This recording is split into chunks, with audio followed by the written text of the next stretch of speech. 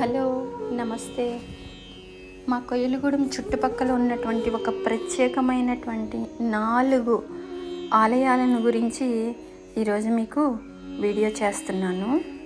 కొయ్యలగూడానికి అతి సమీపంలో ఉన్నటువంటి కరిచెర్లగూడెం అనే గ్రామంలో పొలాల మధ్యన కొంచెం లోపలికి వెళ్తూ ఉంటే అక్కడ కొన్ని సంవత్సరాల క్రితం రైతు నాగలితో దున్నుతూ ఉన్నప్పుడు ఒక శివలింగం నాగలికి తగిలిందనమాట. స్వయంభూ శివలింగం అనమాట అది. ఆ శివలింగం యొక్క ప్రత్యేకత ఏంటంటే దానిని మనం తాకి దర్శనం చేసుకోవచ్చు. ఇంకొక ప్రత్యేకత ఏమిటంటే చాలా సత్యమైన దేవుడు అని చెప్పి తక్కువ కాలంలోనే చాలామంది భక్తులు ఎన్నో నిదర్శనాలను చూసి ఆ శివలింగాన్ని ఇలా అభివృద్ధి పదంలోకి తీసుకొచ్చారనమాట. అసలు అంత పొలాల్లోకి ఇంత అభివృద్ధి చెందింది అని అంటే, ఇంతలా డెవలప్ చేశారు అని అంటే దానికి కారణం ఏంటంటే ఆ శివయ్య సత్యతత్వమే. శివుడు అంటే బోళాశంకరుడే కదా. ఈ శివాలయంలోని గర్భగుడి కింది భాగంలో ఉన్నట్టుగా ఉంటుంది. అక్కడికి వెళ్ళి స్వయంగా మనమే మన స్వహస్తాలతో స్వామిని తాకి దర్శనం చేసుకోవచ్చు అనమాట. అంతేకాదు, ఎక్కడైనా సరే అమ్మవారు పూనింది, గద్దె చెప్పింది అని అంటారు. కానీ ఈ శివాలయం యొక్క ప్రత్యేకత ఏంటంటే ఆ బోళాశంకరుడే స్వయంగా ఒక అతని మీదకి వచ్చి ఎవరైనా ఏమైనా ప్రశ్నలు అడిగితే తీరని కోరికలు తీరుతాయా అన్న సందేహంలో ఉన్నవాళ్ళు వెళ్ళి అతన్ని అడిగితే అతను అయితే అవుతుంది, అవ్వకపోతే అవ్వదు అని ఖచ్చితంగా చెప్తున్నారు. 100కి 99%, 99.99% పనులు అందరికీ అయిపోయినాయి. అందుకే అనుకున్నదే తడవుగా పనులు అవ్వటంతో భక్తులందరూ కూడా అతనికి ఏం చేయించాలి, తర్వాత ఏం చేయాలి ఈ గుడి అభివృద్ధికి అన్నట్టుగా ఎన్ని విరాళాలు ఇచ్చి ఈ గుడిని అతి స్వల్పకాలంలోనే ఇలా నిలబెట్టారు. ఆ స్వామి గుడికి ప్రశ్నకి అడగాలి అని అనుకున్న వాళ్ళు ప్రతి సోమవారం 9 గంటల నుంచి అడుగుతారు. తర్వాత ప్రతి శుక్రవారం ఈ 2 రోజులు మాత్రమే వారంలో ప్రశ్న చెప్పబడుతుందన్నమాట. శివలింగాన్ని చూడండి ఎంత అద్భుతంగా ఉన్నదో. అసలు అలా తాకి దర్శనం చేసుకుంటే గుడికి వెళ్ళక ముందు ఒక జీవితం, వెళ్ళిన తర్వాత ఒక జీవితం అన్నట్టుగా ఉంటుంది అని చాలామంది చెప్పారు నాకు అక్కడ ఉన్న వాళ్ళు. నేను వెళ్ళాను నా కుటుంబంతో సహా. గుడికి వెళ్ళిన తర్వాత నా జీవితం ఎలా అభివృద్ధి చెందుతుంది అన్నది ఆ పరమేశ్వరుడి అనుగ్రహం మీద ఆధారపడి ఉంటుంది. ఈ శివాలయాన్ని మీరు తప్పకుండా దర్శించుకోండి అవకాశం ఉన్నప్పుడు. మీరు అనుకున్న కోరికలన్నీ తీరేలాగా ఆ స్వామి కరుణా కటాక్ష వీక్షణాలు మీ మీద ఎల్లప్పుడూ ఉంటాయి. Thank you friends. నెక్స్ట్ శివాలయం ఏంటి అని అంటే పట్టిసీమ వీరభద్రేశ్వర స్వామి దేవాలయం. గోదావరి నదికి మధ్యలో వెలిసినటువంటి స్వామి 11వ శతాబ్దంలోని చోళుల పరిపాలనా కాలంలో నిర్మించబడినటువంటి దేవాలయం అని చెప్తారు. ఆ దేవాలయం యొక్క పురాతనమైనటువంటి రాతి గోడలు అవి ఆ దేవాలయంలో మీద ఉన్నటువంటి శిల్ప నైపుణ్యం చాలా చాలా ఆకట్టుకుందనమాట. స్థల పురాణానికి వస్తే దక్షుడి యజ్ఞం చేసేటప్పుడు శివుణ్ణి పిలవకపోగా పార్వతీదేవిని ఎన్నో విధాల నిందించటం వలన ఆమె ఆత్మత్యాగం చేసుకున్నప్పుడు ఆయన శిరస్సులోని నుండి ఉద్భవించినటువంటి వీరభద్రేశ్వర స్వామి యొక్క ఆయుధం పడినటువంటి ప్రదేశం అని చెప్తారు. అదే పట్టిస అంటే ఆయుధమో ఖడ్గమో అని అన్నారు పంతులు గారు. అక్కడ శివలింగం చాలా ప్రత్యేకంగా ఉంటుందన్నమాట. తల మీద కొప్పుతోటి.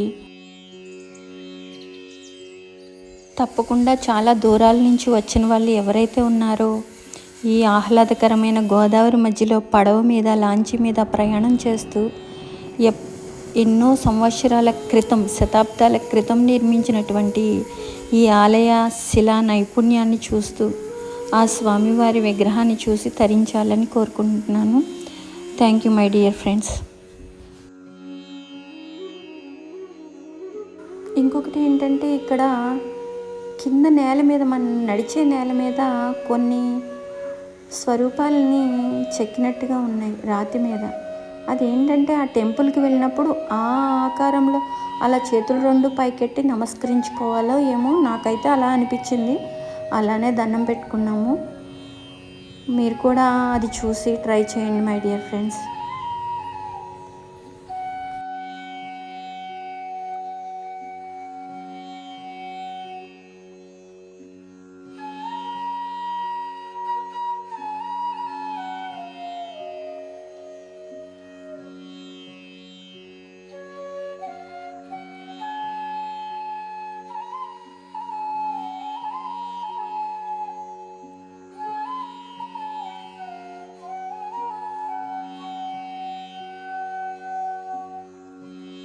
పట్టిసీమ శ్రీ వీరభద్రేశ్వర స్వామిని చూసి ఆయన కరుణా కటాక్ష వీక్షణాలని పొందాలని కోరుతున్నాను.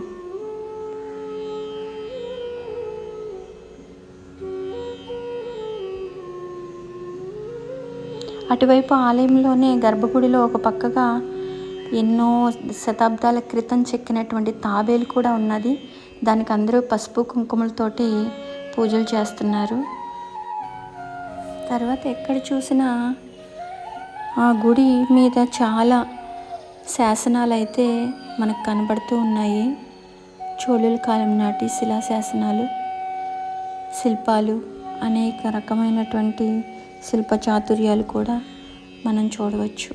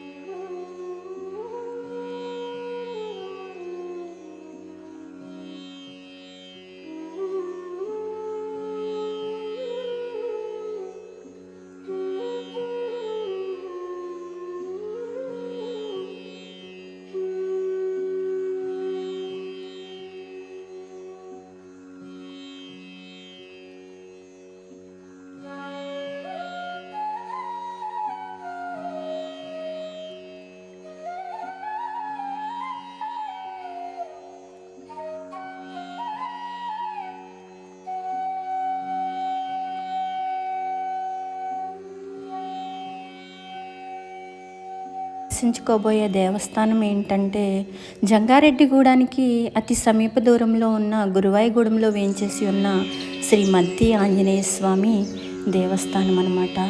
మద్ది చెట్టులో హనుమంతుని ఆకారంలో చెట్టులో నుంచే ఉద్భవించినటువంటి ఇక్కడైతే కెమెరా, ఫొటోస్, ఫోన్లు ఏమీ అలౌ చేయలేదు కాబట్టి నేను ఆ స్వరూపాన్ని మీకు చూపించలేకపోతున్నాను. నెక్స్ట్ తర్వాత జంగారెడ్డిగూడానికి ఊరికి ఉత్తరాన ఉన్నటువంటి గ్రామదేవత, చాలా సుందర వదనంతో కోరిన కోరికలు తీర్చే తల్లి నూకాంబిక అమ్మవారు అన్నమాట. ఆ అమ్మవారి దర్శనం కూడా చాలా ఎన్నో జన్మజన్మల పుణ్యఫలాన్ని ఇస్తూ ఉంటుందన్నమాట. కర్మలన్నీ తీసేసి ఆ అమ్మవారిని కూడా దర్శించుకోండి. నూకాంబిక అమ్మవారి దేవస్థానం జంగారెడ్డిగూడానికి ఉత్తరం వైపున కొలువై ఉంటుంది. అమ్మవారికి రకరకాల హారతులతోటి దిష్టి తీస్తున్నారు. చాలా శోభాయమానంగా ఉన్నారు అమ్మవారు, చూసి తరించండి. ఇంతేకాకుండా కొయిలగూడెం చుట్టుపక్కల ఎన్నో దేవాలయాలు, చారిత్రాత్మక కట్టడాలు ఉన్నాయి.